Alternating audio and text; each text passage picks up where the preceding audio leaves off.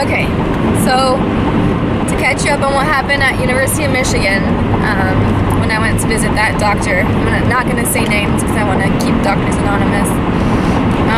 But I met him and he was great. He said he actually trained Dr. Chai, which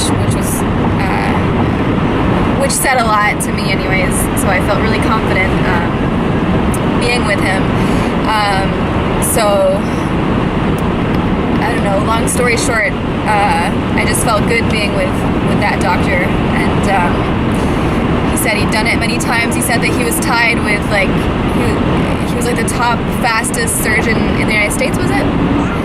So he does the surgery in like 3 hours, which is amazing, because you want to be on bypass for the least amount of time possible. So that made me feel really good that he was so fast. He's also done it about 5 to 7 times a year, and he just made me feel really good about Mott Children's Hospital in general. So I went ahead and I booked with him for January 22nd, which is in a few days now. But that was a month ago that I met him. I met him on the 22nd of December. Was there anything else pertinent to that appointment with him?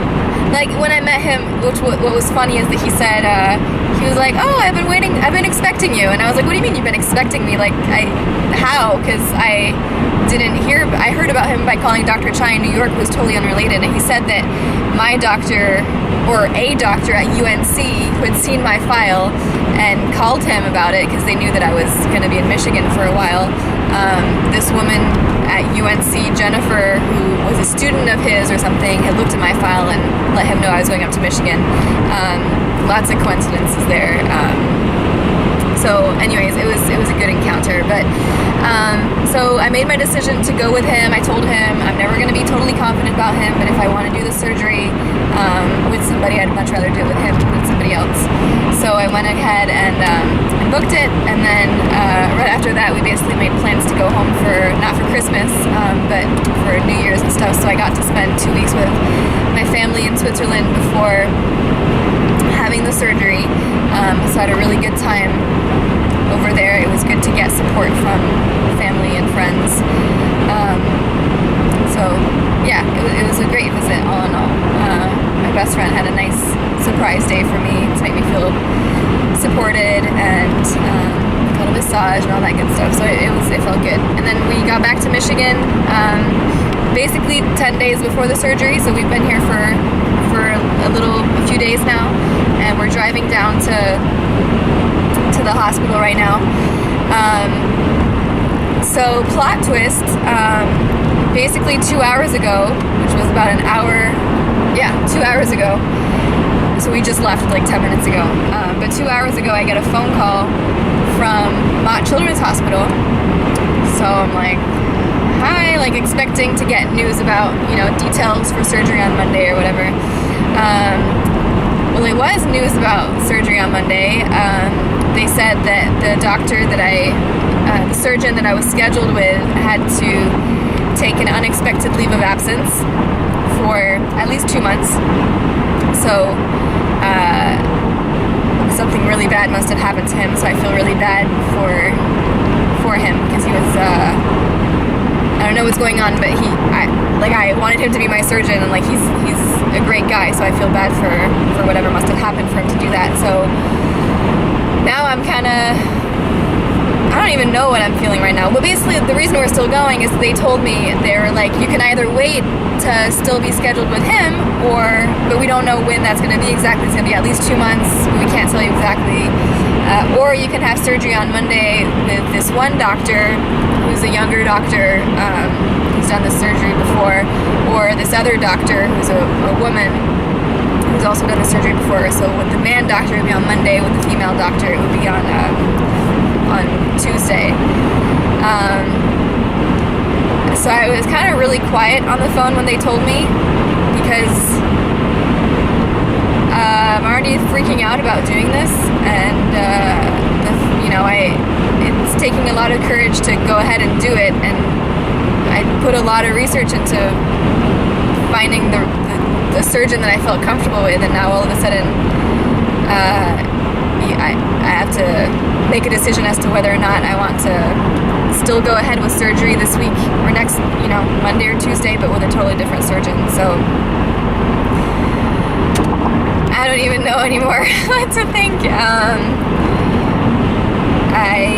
Part of me wants to just get it over with because I am so sick of feeling this way, especially tomorrow is my pre-op day. Tomorrow I'm going to Mott Children's Hospital, that's the plan, to do all the tests and everything, then spend a nice week with my family and do the surgery on Monday. That was an original plan.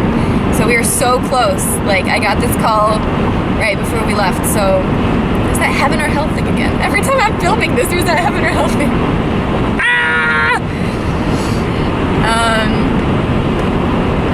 I was doing that thing with the apple yesterday and counting like A, B, C, and it landed on an H, and I was like, ooh, heaven or hell, and I was like, no, H for healing.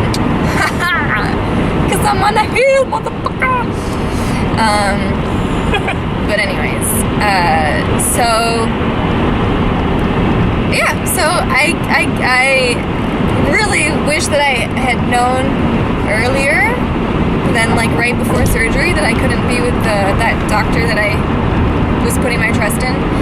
I did call Dr. Chai today in New York, and I asked him because one of the doctor's names, the woman in particular, her name seemed really familiar, and so I called Dr. Chai and I asked him. I was like, I didn't speak to him directly, but I was like, who do you suggest between these two doctors? It seems to me that he worked with the second doctor and that it was actually one of the people that he suggested I work with, that I get the surgery if the other surgeon wasn't available. So I got his okay that this one woman is excellent and that it would be absolutely fine to go ahead and do surgery with her. So that makes me feel good. And I spoke to this woman on the phone, this surgeon, on the phone, and I asked her, I was like, one of the reasons I really liked the other surgeon that I was originally going to do the surgery with is because he's the top 3 fastest surgeons in the world, in the United States. He's like tied to be the fastest, so he can do the surgery in 3 hours, which is really important. Did I already say this? I feel like I repeated myself. Did I just say this on this video? Clearly my brain is wherever right now. Anyway, she's tied with him. I did not say that on the video yet. Yeah, you said he was the fastest because it's important to be off a bypass. Okay, well what I didn't say though is that this woman is tied with him, so she's equally as fast. She's equally fast. Equally fast. That's good English. She's equally fast. So that makes me feel good. I don't know. My emotions are I don't even know anymore what to, I don't know, this morning I was freaking out. That was before the phone call, and then once I got the phone call I was just kind of silent for a while, and then I started just kind of laughing and seeing the humor in it and realizing that you have no control over anything that ever happens anyways. So all you can do is enjoy what you're given, what you have every day, and hope for the best and just trust that things are going to work out, and that's all you can do. So you could also not go to the veterinarian to get this done, which is what I'm doing. These doctors are still excellent. It's still an excellent team. It's just kind of a curveball, and I feel like my brain doesn't work so well right now because of all the anxiety, so I feel like it's not the best time to make a decision like that about open heart surgery, but whatever. It is what it is, and I feel like I might go with this woman surgeon as opposed to the man surgeon on Tuesday, on Monday. So that's that. Yeah. Fun times, y'all. Fun times. And for you people out there who want to capture what your body looks like pre-surgery, should I tell them? Yeah, if you want.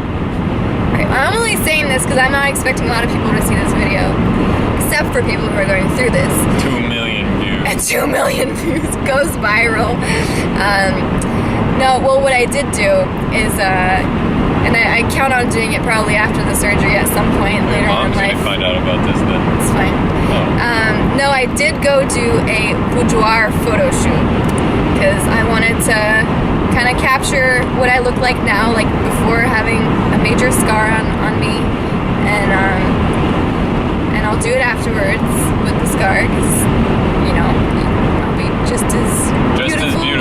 scar, but I did want to remember what I look like now because I've had this body for the past 15 years. Maybe I've looked like this because before I was a teenager. Maybe I've had this body for 15 years, how it looks like now. So, I don't know. And it was a nice thing to do, a nice fun thing to do, to be distracted, and yeah. So, that might be something fun you want to do before surgery, or after surgery, whatever. Doing fun activities. To keep yourself distracted. Oh my god, distraction is the biggest thing right now, because I can't even talk about the surgery anymore. People ask, I'm like, no, I can't go there, it's too close. So, just distraction. See you later. That's Dakota. Hey, why are you pointing at me? I don't know, people have to know who you are. No, they don't. I want to be a That's our dumbass. daughter in the back, you can't see her.